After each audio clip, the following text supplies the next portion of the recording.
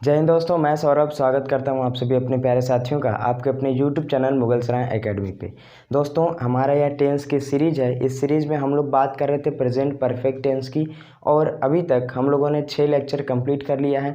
आज हमारा है 7वां लेक्चर, जिसमें हम लोग डिस्कस करने वाले हैं प्रेजेंट परफेक्ट टेंस के नेगेटिव सेंटेंस का कैसे हिंदी टू इंग्लिश ट्रांसलेशन करेंगे। तो आइए सबसे पहले हम लोग इसके पहचान की बात कर लेते हैं। जिस तरीके से प्रेजेंट इंडेफिनिट टेंस के simple sentence means affirmative sentence की पहचान था, मतलब वाक्य के अंत में चुका है, चुकी हैं, चुके हैं तथा या है, ये है लगा हो और उसको पढ़ने के बाद उसमें का जो काम होगा, वर्ब होगा, वह काम का पूरा हो जाना यदि हमें दिखाई देता है, या इंग्लिश की बात करें तो हैज़, हैव प्लस वर्ब की थर्ड फॉर्म क्रिया अगर लगी होगी तो वहाँ पर हम कहेंगे कि यह हमारा प्रेजेंट परफेक्ट टेंस का सेंटेंस है। तो इसी सीरीज़ में आज हम लोग डिस्कस करने वाले हैं कि प्रेजेंट परफेक्ट टेंस का जो हमारा नेगेटिव सेंटेंस होगा वह कैसे होगा और उसको हम हिंदी टू इंग्लिश कैसे कन्वर्ट करेंगे, उसके लिए क्या रूल होगा, क्या नियम होंगे, आइए एक एक करके देख लेते हैं।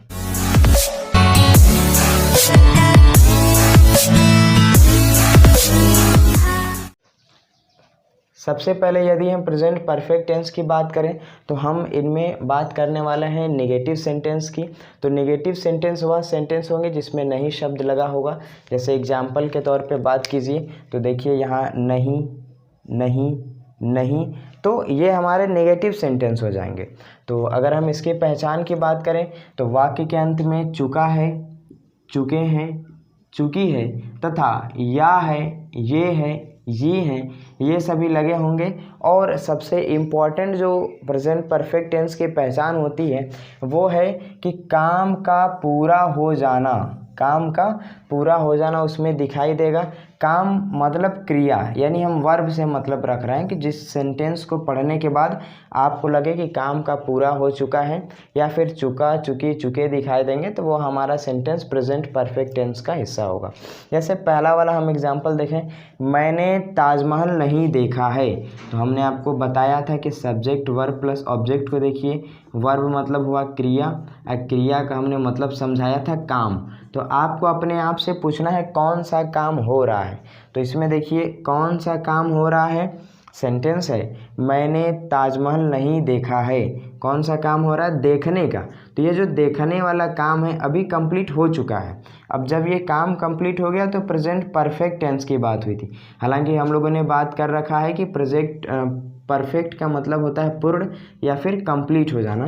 तो यहाँ देखने का काम हो रहा है, तो ये हमारा वर्ब हो गया। अब देखने वाला काम कौन किया, मैंने। तो हम लोगों ने बात किया था सब्जेक्ट को हिंदी में कहेंगे कर्ता। कर्ता का जो एक्चुअल मतलब निकलेगा वो होगा काम को करने वाला व्यक्ति। तो यहाँ जो काम को करने वाला व्यक्ति है मैंने है, तो यहाँ सब्जेक्ट हो गया, वर्ब हो गया। क्या देखा है, तो ये ताजमहल मीन्स यहाँ ये ताजमहल ऑब्जेक्ट हो जाएगा। क्लियर है। तो आइए इसको बनाने से पहले हम लोग रूल पर डिस्कशन कर लेते हैं। सबसे पहले हमारा सेंटेंस का जो सब्जेक्ट है वो लिखा जाएगा। दूसरे नंबर पे इनका जो हेल्पिंग वर्ब है वो लिखना है। और हेल्पिंग वर्ब में हमें इस बात का ध्यान देना है कि हैज जो होगा हमेशा सिंगुलर यानी एक वचन कर्ता के साथ लगेगा। उसी तरीके से हैव नॉट की बात कर लेंगे तो ये हमारा बहुवचन सब्जेक्ट या कर्ता के साथ लगेगा। तीसरे नंबर पे वर्ब की थर्ड फॉर्म, चौथे नंबर पे ऑब्जेक्ट और पांचवें नंबर पे ईटीसी हम लगा करके इस तरीके से बनाएंगे। तो आइए सबसे पहले हम लोग हिंदी टू इंग्लिश का कैसे बनेगा एक बार देख लेते हैं। सबसे पहला सेंटेंस है मैंने ताजमहल नहीं देखा है। तो वर्ब पता करने के लिए आपको अपने आप से पूछना है कौन सा काम हो रहा है। तो आप कहेंगे देखने का, तो देखना यहाँ क्या हो जाएगा, वर्ब हो जाएगा। अब देखने वाला काम किसने किया है, मैंने। तो मैंने क्या हो जाएगा, सब्जेक्ट हो जाएगा। हमने बताया कि ऑब्जेक्ट पता करने के लिए आपके पास 2 कीवर्ड है, एक है क्या, एक किसको। तो क्या देखा है, तो ताजमहल को देखा है। तो ताजमहल यहाँ पर हमारा क्या हो जाएगा, ये ऑब्जेक्ट हो जाएगा। क्लियर है बात। तो आइए सबसे पहले बनाते हैं। सबसे पहले नंबर पर लिखना है सब्जेक्ट। सब्जेक्ट है मैंने, मैंने की इंग्लिश क्या हो जाएगी, आई। अब आई हम लोगों ने पिछले वीडियो में डिस्कस कर लिया है कि हैज़, हैव दोनों में से कौन सा लगेगा आई के साथ। तो आई को प्लूरल मानेंगे, इसीलिए आई हैव क्या हो जाएगा, आई हैव, अब ये निगेटिव सेंटेंस है इसीलिए इसके बदले आ गया not, means I have not verb की थर्ड फॉर्म।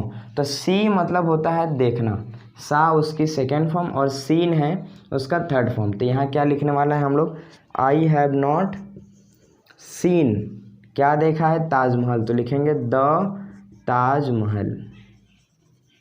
अब ये द कैसे आ गया, जब आर्टिकल पढ़ेंगे तो उस समय हम लोग डिस्कस करेंगे कि किस तरीके से द आ गया। तो होगा हमारा I have not seen the Taj Mahal.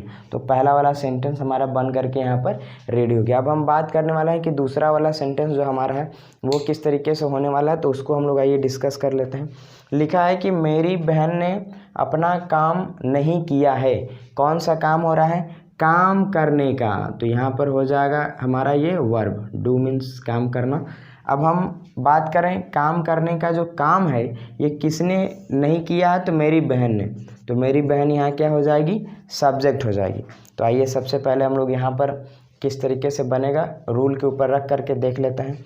सबसे पहले क्या लिखना है, सब्जेक्ट, सब्जेक्ट है मेरी बहन, मेरी बहन की इंग्लिश क्या हो जाएगी, my sister, my sister singular है तो हैज आएगा इसके साथ। अब नॉट के बदले हमें क्या लगा देना है, not, my sister has not. अब यहाँ काम करना को तो डू मतलब होता है काम करना, सेकेंड फॉर्म होगा डिड और थर्ड फॉर्म होगा डन। लिखेंगे my sister has not done. अब अपना का, माई सिस्टर लड़की है, लड़की है यहाँ पे, तो लड़की के साथ सी मीन्स अपना का हर आएगा, क्या हो जाएगा, हर वर्क, इंग्लिश बन जाएगी my sister has not done her work. इस तरीके से हमारा सेकेंड भी बन गया। आइए थर्ड पर बात कर लेते हैं। थर्ड पर लिखा है कि बच्चों ने आम नहीं खाया है। कौन सा काम हो रहा है, खाने का, खाना क्या हो जाएगा, वर्ब हो जाएगा। उसी तरीके से खाने वाला काम किसने नहीं किया है, तो बच्चों ने, तो बच्चों ने यहाँ पे हो जाएगा सब्जेक्ट।